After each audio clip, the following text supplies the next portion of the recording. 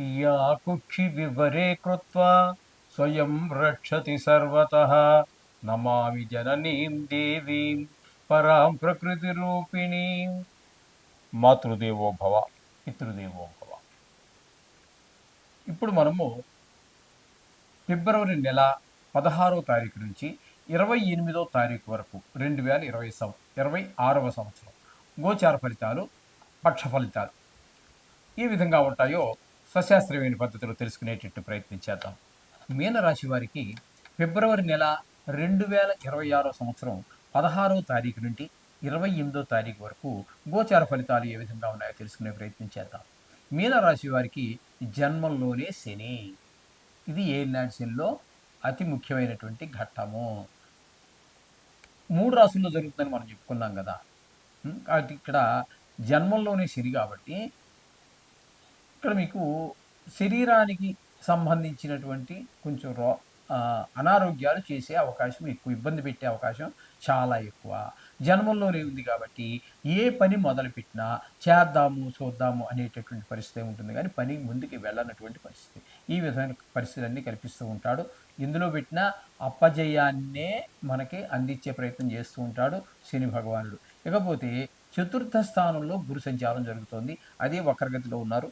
ఏదేమైనప్పటికీ కూడా చతుర్థ స్థానంలో గురు సంచారము గోచార రీత్యా శుభ ఫలితములను ఇవ్వజాలం. ఓకే.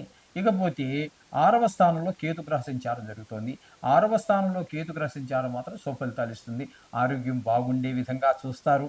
రుణాలు ఉంటే తీర్చగలుగుతాము, లేదా రుణం కావాలి, రుణం పుడుతుంది. మొత్తం మీద డబ్బులకి ఇబ్బంది లేనటువంటి పరిస్థితిని కేతు భగవానుడు మనకి అందిస్తూ ఉన్నారు ఇక్కడ.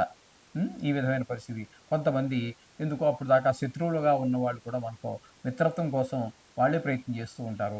ఈ విధమైన ఫలితాలన్నీ కేతుగ్రహ షష్టమ స్థాన సంచారం వల్ల కలుగుతూ ఉంటాయి. ఇకపోతే ఏకాదశ స్థానంలో కుజుడు ఒక 8 రోజుల పాటు సంచారం చేస్తూ ఉన్నారండి. అక్కడ మాత్రం ఆయన ఏకాదశ స్థానంలో ఉన్నారు కాబట్టి కాస్త ధనానికి లోటు లేని పరిస్థితి 8 రోజులు చేస్తారు. తదుపరి ఆయన కూడా వ్యయ స్థానంలోకి వచ్చేసారు. ఈ వ్యయ స్థానంలోకి 5 గ్రహాల యొక్క సంచారం జరుగుతోందండి. అవి ఏంటంటే కుజుడు ఒక 5 రోజులు, అలాగే రవి 15 రోజులు 13 రోజులు, శుక్రుడు 13 రోజులు, బుధుడు 19 రోజులు, రాహు మొత్తం సమయం అంతా కూడా 7 గ్రహాలు. ఇందులో మనకి యోగించేటటువంటి గ్రహం ఏది అన్నట్టయితే ఒక్క శుక్రుడు మాత్రమే 12వ రాశిలో యోగించేటటువంటి ఏకైక గ్రహం. కాబట్టి ఒక్క శుక్రుడు మనకి యోగకారకుడు అవుతున్నాడు, కేతు ఒకడు యోగకారకం అవుతున్నారు. కాబట్టి 2 గ్రహాల యొక్క అనుకూలత మాత్రమే మనకి.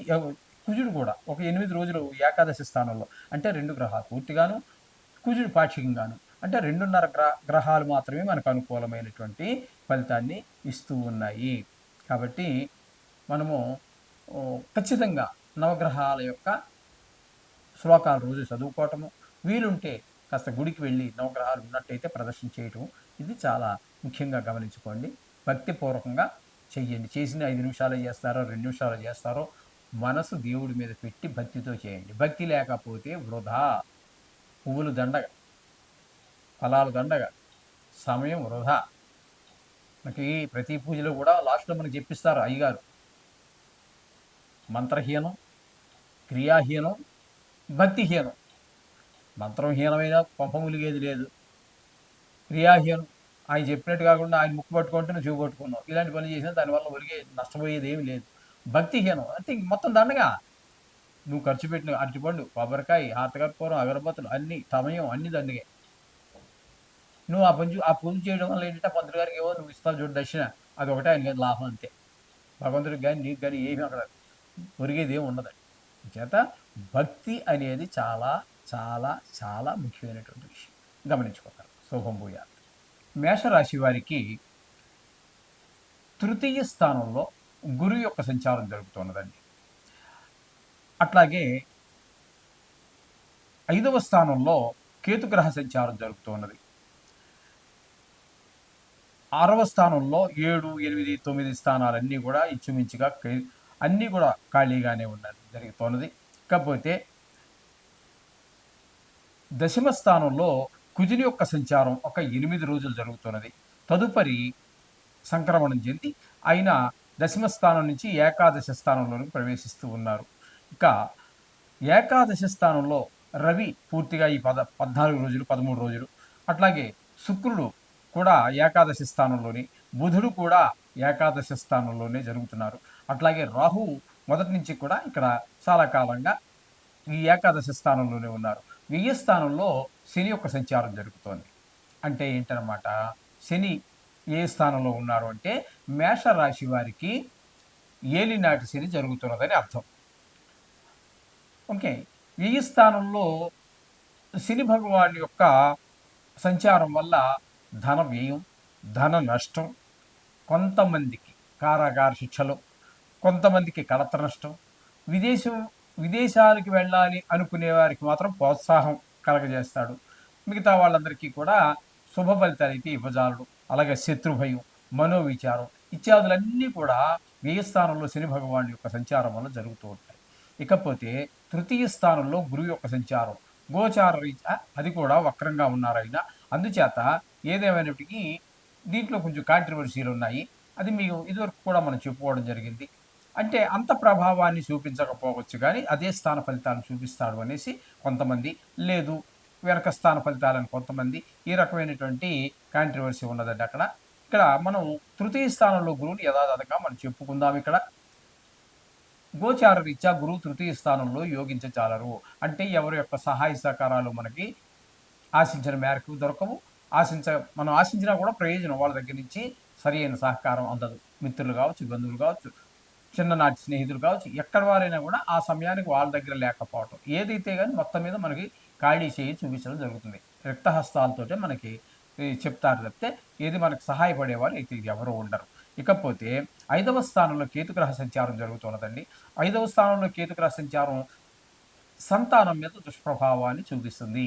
చదువు మీద శ్రద్ధ తక్కువ, ఆటల మీద శ్రద్ధ ఎక్కువ, గాయాలు చేసుకోవటం, తద్వారా హాస్పిటల్కి వెళ్ళటం, ఖర్చులు, అనుకోని ఖర్చులు, ఈ విధంగా కొంత వయసును బట్టి చెడు స్నేహాలు, అట్లా ఈ రకరకాల వయసును బట్టి కూడా ఆధారపడి ఉంటుంది.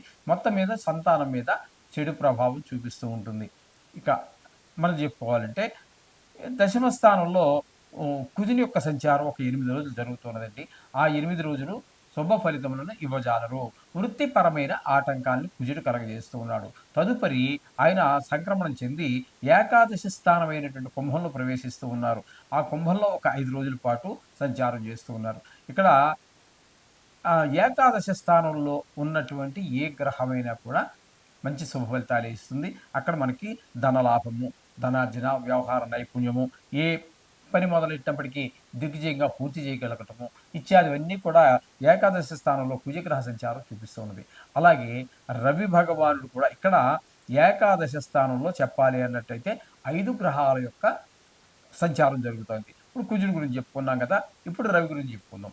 రవి ఏకాదశ స్థానంలో అద్భుతమైనటువంటి ఫలితాలు ఇవ్వబోతున్నారు. ఆయన కూడా ఇలాగే ధన లాభము, అలాగే ధనార్జన, వ్యవహార నైపుణ్యము, అందరూ ఇంట్లో కుటుంబ సభ్యులు, సోదరులు వీళ్ళందరూ కూడా మనం సహకరించడము ఇత్యాదివన్నీ రవి వల్ల కూడా కలుగుతూ ఉంటాయి. అట్లాగే శుక్రుడు కూడా ఏకాదశి స్థానంలో బ్రహ్మాండమైనటువంటి ఇవే ఫలితాలన్నీ కూడా ఆయన కూడా ఇవ్వబోతూ ఉన్నారు. చేత ఇక్కడ ఈ శుక్రుడు ఇక్కడ ఉండడం వల్ల ఏమిటి అంటే మనకి కొంచెం ఈ సినిమా రంగంలో ఉన్నటువంటి వారికి, ఈ సోషల్ మీడియాలో ఉన్నటువంటి వారికి, అలాగే మన స్టాక్ మార్కెట్‌లో పెట్టుబడి పెట్టేటటువంటి వారికి అనుకూలమైన ఫలితాలన్నీ కూడా ఇవ్వబోతున్నారు శుక్ర భగవానుడు. ఈ బుధుడు కూడా ఇక్కడే ఉన్నారు. అంటే 11వ స్థానంలోనే ఉన్నారు. తద్వారా బుద్ధి బాగా చురుకుగా పనిచేస్తూ ఉంటుంది. లెక్కలు, గణితాలు అవన్నీ బాగా చేయగలుగుతారు. మంచి కష్టపడి సంపాదించడం వేరు, లాజిక్‌గా సంపాదించడం, తెలివితేటలు ఉపయోగించి సంపాదించడం వేరు. అవన్నీ బుధుడి వల్ల సంక్రమించేటటువంటి ఫలితాలు. ఈ విధంగా బుధుని యొక్క సంచారం కూడా ఏకాదశి స్థానంలో చాలా సులువుగా ధన సంపాదనకి ఉపయోగపడుతూ ఉంటుంది. ఇక రాహుగ్రహ సంచారం.